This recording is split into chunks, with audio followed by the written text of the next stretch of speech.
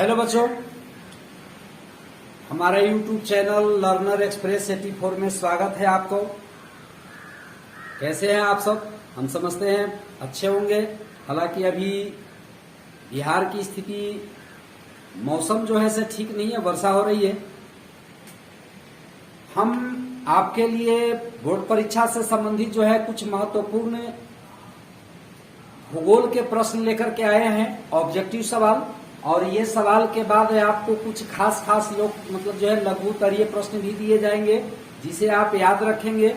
और ये सवाल आपको जो है अनिवार्य रूप से परीक्षा में पूछा ही जाता है, इसलिए इसको कंठस्थ करने की कोशिश कीजिए। उसको विस्तार से पढ़ने की अब जरूरत नहीं है क्योंकि अब समय आपके पास नहीं है। तो देखिए बच्चों, वो क्वेश्चन क्या क्या लिए हैं जरा ध्यान दीजिएगा। बिहार की जनसंख्या और नगरीय विकास, इस चैप्टर से जो है सवाल हम उठाए हैं और कुछ दूसरे चैप्टर के भी कुछ सवाल हम डाल दें जो इम्पोर्टेंट है। तो देखिए पहला क्वेश्चन है आपको कि 2001 में यानी सन 2001 में जो जनगणना हुआ था उसके अनुसार बिहार की कुल जनसंख्या कितनी थी? तो 8,29,98,509 थी।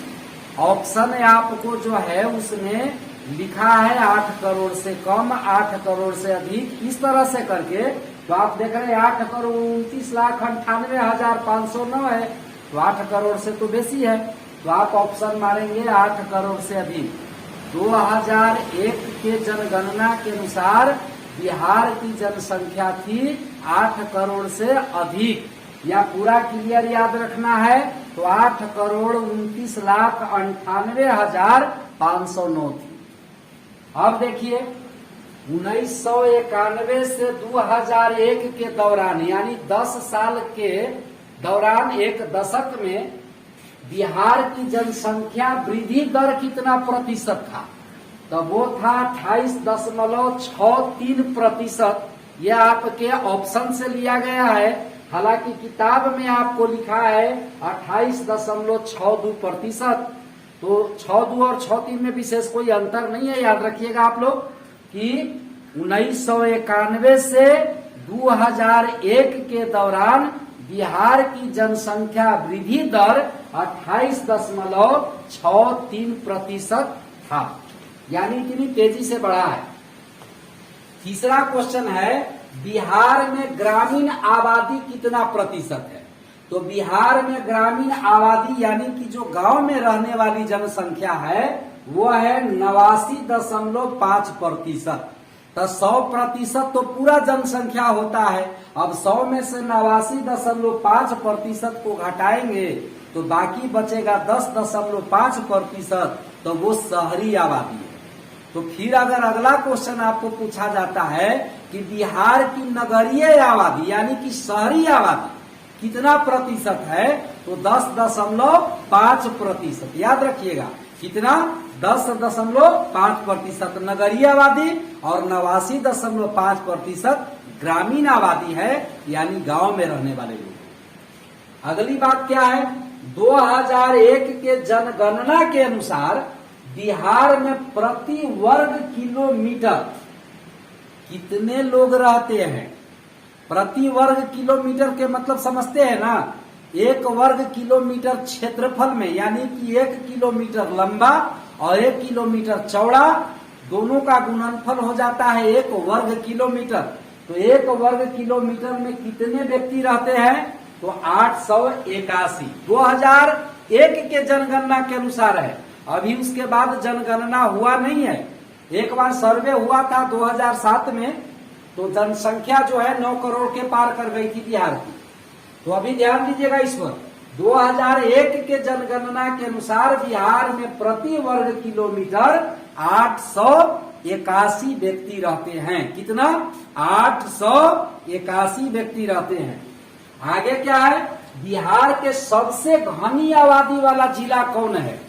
तो बिहार के सबसे घनी आबादी वाला जिला जो है वो है पटना, और पटना नगर का भी जनसंख्या सबसे ज्यादा है। याद रखिएगा कि बिहार के सबसे अधिक जनसंख्या घनत्व वाला जिला भी पटना और सबसे अधिक जनसंख्या वाला घनत्व वाला नगर भी पटना है। नगर मतलब शहर, बिहार की राजधानी है वो। आगे क्या कहता है कि सासाराम नगर का विकास किस युग में हुआ था? तो सासाराम नगर का विकास मध्य युग में हुआ था। शेर शाह सूरी का मकबरा सासाराम में प्रसिद्ध है, आप जानते हैं। शेर शाह सूरी का मकबरा कहां पर है? सासाराम, शेर शाह का मकबरा। और सासाराम नगर का विकास किस युग में हुआ? मध्य युग में हुआ था। प्राचीन युग में हमारे यहाँ नगरों का विकास पटना, नालंदा, राजगीर ऐसे ऐसे जगहों का हुआ है। गया, ये सब क्या है? वैशाली, ये सब प्राचीन नगर है।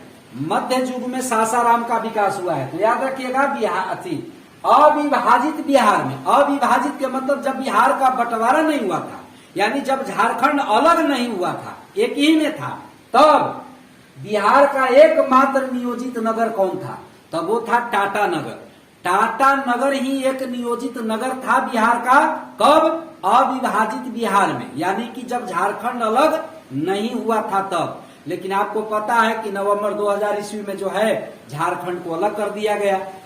अब आगे देखिए, अविभाजित 2001 के जनगणना के अनुसार बिहार की नगरीय आबादी कितना प्रतिशत है? तो अभी मैंने आपको ऊपर में चर्चा किया था, जब 89.5% ग्रामीण आबादी है तो बाकी जो बचे वो नगर में रहते हैं, शहर में रहते हैं, तो वो है 10.5%। अगला क्वेश्चन क्या है? बिहार के सबसे बड़ा नगर कौन है? तो बिहार के सबसे बड़ा नगर यानी कि शहर पटना है, जो अब महानगरों की श्रेणी में गिनी जाती है। हालांकि भारत में कुल 4 महानगर गिनती होते हैं। एक है दिल्ली, एक कलकत्ता, एक मुंबई और दूसरा जो है चेन्नई आता है। भारत के सबसे बड़े 4 महानगर गिनती होते हैं, लेकिन ये बिहार के सबसे बड़ा नगर पटना है, जिसको पटना को अब महानगर कहा जा सकता है। इतने बड़ा बढ़ गया, लेकिन अभी दर्जा नहीं। अब आगे देखिए, 2001 में बिहार की जनसंख्या भारत की जनसंख्या का कितना प्रतिशत? तो भारत की कुल जनसंख्या का 8.07% जनसंख्या केवल बिहार में रहती थी। भारत की कुल जनसंख्या का 8.07% बिहार में जनसंख्या थी। कब? 2001 के जनगणना के अनुसार। आगे देखिए, बिहार का लिंग अनुपात कितना है? बिहार का लिंग अनुपात कितना है? लिंग अनुपात के मतलब है कि महिलाओं और पुरुषों के जो अनुपात है वो 1000 पर निकलता है। तो वो अनुपात है यहाँ पर बिहार के लिंग अनुपात 919 महिलाएं प्रति 1000 पुरुष पर है। यानी 1000 पुरुष में 919 महिलाएं आती है, यानी कि महिलाओं की संख्या कम है 2001 के जनगणना के अनुसार। अब आगे क्या है? शेर शाह का मकबरा, ऊपर में ही चर्चा किया कि सासाराम में स्थित है। संजय गांधी जैविक उद्यान, ये दूसरे चैप्टर से ले लिए हैं हम, पटना में है। पटना के चिड़ियाघर का नाम संजय गांधी जैविक उद्यान है, याद रखिएगा। तो संजय गांधी जैविक उद्यान पूछ दिया है कई बार परीक्षा में, इसलिए हम इसको नोट किया है। संजय गांधी जैविक उद्यान पटना में है, पटना के चिड़ियाघर का नाम है। और कुशेश्वर स्थान की शिला में है। तो कुशेश्वर स्थान जो है एक मंदिर है, वहां पर महादेव का एक मंदिर है जो दरभंगा जिला में स्थित है। बहुत ही एक प्रसिद्ध मंदिर होने के कारण भूगोल में आपको कुशेश्वर स्थान के बारे में पढ़ने के लिए कहा गया। तो कुशेश्वर स्थान किस जिला में है? दरभंगा जिला में पड़ता है, याद रखिएगा। कौन जिला में? दरभंगा जिला में। कौन? कुशेश्वर स्थान। आगे क्वेश्चन और लिए हैं, देखिए, कांवर झील किस जिला में है? तो कांवर झील जो है से बेगूसराय जिला में है, जहां पर साइबेरियन पक्षी आते हैं, यानी दूसरे देशों से पक्षी जो है आते हैं, यहाँ पर कुछ दिन रहते हैं, प्रजनन करते हैं और उसके बाद वापस चले जाते हैं। दूसरी बात है, पूर्व मध्य रेलवे का मुख्यालय कहाँ है? ये भी सवाल कई बार पूछा गया है। तो देखिए, बिहार में एक ही वो रेलवे मुख्यालय है, एकमात्र रेलवे मुख्यालय, और वो है हाजीपुर। तो 2 तरह के क्वेश्चन पूछ सकता है इसमें कि पूर्व मध्य रेलवे का मुख्यालय कहाँ? वो हाजीपुर। या बिहार का एकमात्र रेलवे मुख्यालय कहाँ? तो वो भी हाजीपुर बोलिएगा, आप लिखिएगा, याद रखिएगा आप। अब एक सवाल और है कि किस खनिज को उद्योगों की जननी कहा जाता है। किस खनिज को उद्योगों की जननी, जननी के मतलब होता है माता, यानी सभी उद्योग, सभी कल कारखाने किस खनिज पर चलते हैं, तो उसका मुख्य जो खनिज होता है ना जननी, वो होता है लोहा, लौह उद्योग। यानी कि लौह खनिज जो है वो सभी उद्योगों की जननी है। जननी क्यों है? जननी इसलिए है कि जितने भी कल कारखाने चलते हैं वो मशीन से चलते हैं। मशीन क्या चीज के बने होते हैं? तो लोहे के बने होते हैं। उसको सामान जो बनते हैं उसको ले जाने लाने के लिए जो सवार गाड़ियां होती है, वाहन होते हैं, वो लोहे के बने होते हैं। तो इसलिए सभी खनिजों की जननी लौह खनिज को कहा जाता है। और लोहा उद्योग को आधारभूत उद्योग कहा जाता है, क्योंकि जितने भी उद्योग हैं वो लोहा के उद्योग पर ही निर्भर हैं। अगर लोहे के बने सामान नहीं होंगे तो अन्य कल कारखाने नहीं लगाए जा सकते हैं, क्योंकि सारी चीजों की जो मशीनें होती है वो लोहा से बनी होती है। तो लोहा उद्योग को आधारभूत उद्योग भी कहा जाता है, लौह खनिज को उद्योगों की जननी भी कहा जाता है। ये सारी इंपोर्टेंट क्वेश्चन आप याद रखेंगे, ठीक है बच्चों। अब इसके बाद हम आपको बताएंगे लघु उत्तरीय प्रश्न। कल एक बच्चा कमेंट किया था कि बिहार की जनसंख्या सभी जगह एक समान नहीं है, कैसे इसकी चर्चा करें, तो वो हम आपको पहले नोट करके बता देते हैं।